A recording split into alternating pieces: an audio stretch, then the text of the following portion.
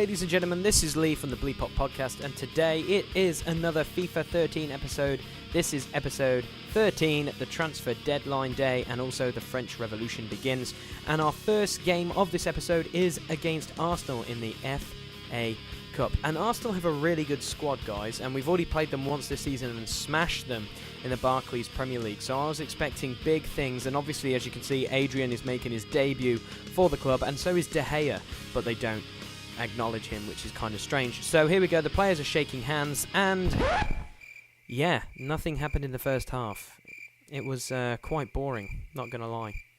But we'll pick up the action here, and Arsenal have a free kick, and we get the ball here about mid-possession in our own half, and Martins is just going to abuse his pace, and he's just going to go off to the races, look, and he's got a bit of an edge on Mertesacker, I believe, and then he passes it, and that is a bit of sweat. I apologise, but look, they were stopping everything in this game, Arsenal. I was all over him like flies on a bit of, you know, that it had to happen. But anyway, yeah, Gibson picks up an injury, actually, which we have to sub him off. But we actually win this game 1-0, so we continue our run in the FA Cup. And De Gea and Adrian and Gardner had a really good game, so you know, our transfers are looking very nice. But look at this, Borussia Dortmund accept terms for Subotic. Now, last episode you could see I was eyeing up a ton of defenders, and Bayern Munich actually didn't get back to me about Boateng, which was kind of weird. So obviously that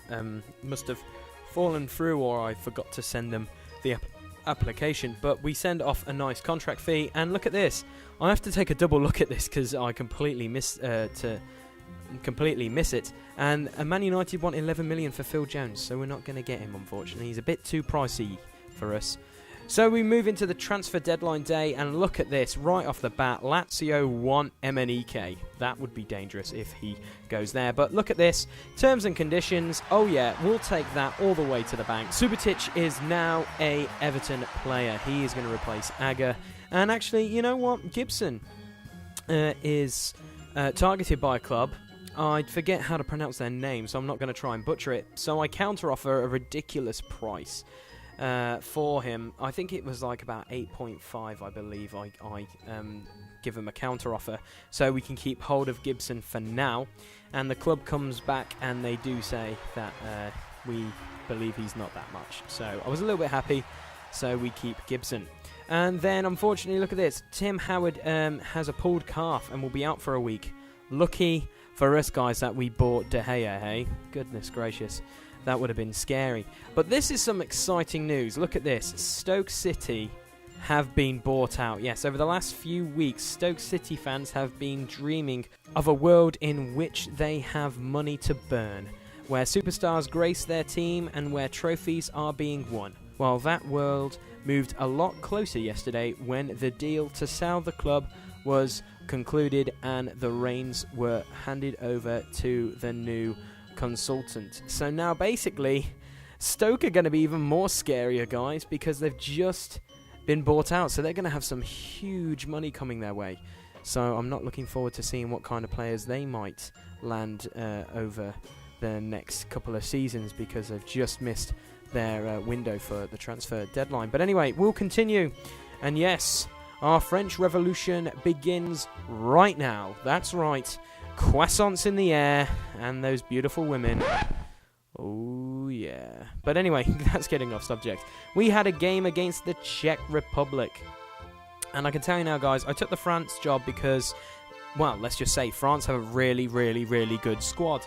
And, you know, why not, you know, because I just fancy, you know, trying to repair bridges with the French. So anyway, yeah, nothing happened in the first half. It was kind of boring, I'm not going to lie.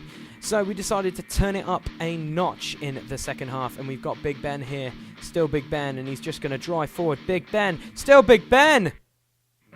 What a finish that is by Benzema, aka Big Ben, as I like to call him. What a strike on the 62nd minute. That is what I call world class, right in the bottom corner. So we'll pick it up here, and Nasri passes it to Turelan, and Turelan, what a good through ball back to Nasri, and that rebound, open net, Benzema gets his second. A bit unlucky by the Czech keeper there, but you know what, that was some beautiful play with Turelan and Nasri, but Big Ben's there to pick up the pieces, and we win the game 2-0, guys. So I'm a little bit happy with that, and actually the papers had a field day.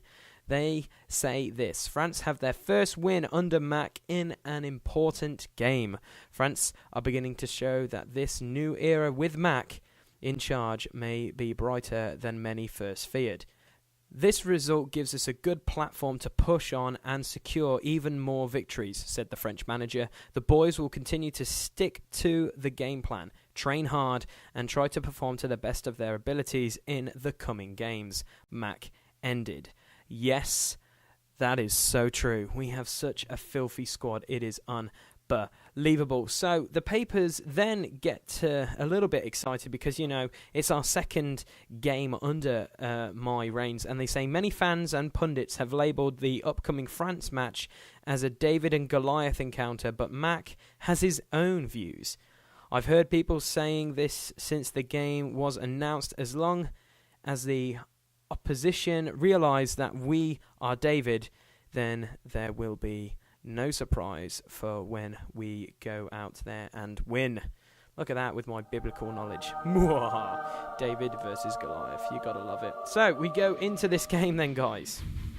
We are against Finland. And you know what? Finland aren't that bad of a squad. I turned down their offer as a manager earlier this season because I just wasn't, you know, they're not really, I don't know anyone really in Finland or any of the players. But anyway, we have a player on the ring called Ring. He crosses it in, and my capture card decides to skip a bit here.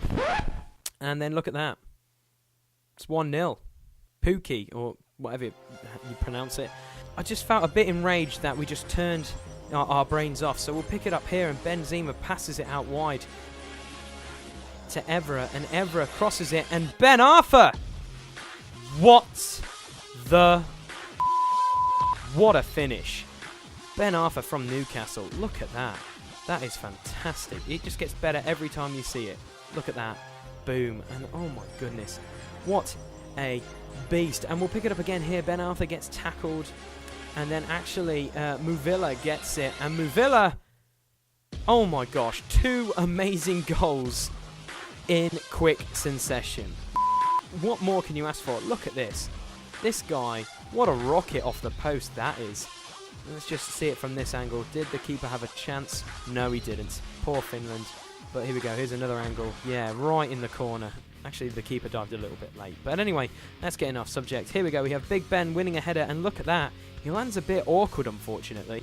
And I was just curious if it was a serious injury, and it is. So I kind of am not looking forward to seeing how many months he might be out, because that's his ankle. But he's walking on it here, and it seems fine. So I bring on Menez for him. But that is quite worrying that our big centre forward is hurt. And actually, that was half-time, guys. We scored 2 cracking goals in the first half. What more can you ask for? Unbelievable. So here we go. We pick it up here, and Menez passes it to Villa, and Villa passes it out wide to Ben Arthur. And then Villa gets it again. And Villa still has a pop, and it goes in. Unfortunately, the capture card is skipping all over the place, which is kind of unfortunate. And here we go. We get Villa again. And Villa looking for his hat-trick. Yeah, that was miles off. But anyway, moving on, we have Menez here with a nice through ball to, I don't know how to pronounce this guy's name, so I'm going to say Mavambu. Hopefully that's his name. He gets a nice goal to make this game 4-1, and definitely Finland looking very, nervous up the qualifying table because we destroyed them, and possibly their hopes for a World Cup qualifier, because both these matches were. So, the injury on Big Ben, unfortunately, is, just a sprained ankle, which is okay, but he's out for 4 weeks, and I don't think I have a French game for a couple of weeks, so I'll be fine, but I bet Real Madrid are a bit off. So, anyway, moving on, we have the papers tribulating to my victory. They say Mac will be pleased today after his French side beat Finland in only his second match in charge of the team. Mac was clearly happy, and it shone through in his post-match interview. The boys did themselves proud today. The performance wasn't perfect, but we're definitely moving in the right direction. And I'm glad that the French people are behind me, and that's what more I can ask for. So, guys, I want to thank you for watching this episode. If you've enjoyed this episode, don't forget to like it. A like is much appreciated. And yeah, if this is the first time you've ever seen this series, why don't you click in the description below to actually look at the playlist so you can catch up with later, well, not later, but earlier episodes, because I'm on episode 13 now. I can't believe it, and we're already in double digits. It's crazy. But anyway, yes, guys, if you want to subscribe, click that jersey, and if you want to view any more of my content, click the logo there in the white box to view my channel. And until next Saturday, guys, take care and have a good one.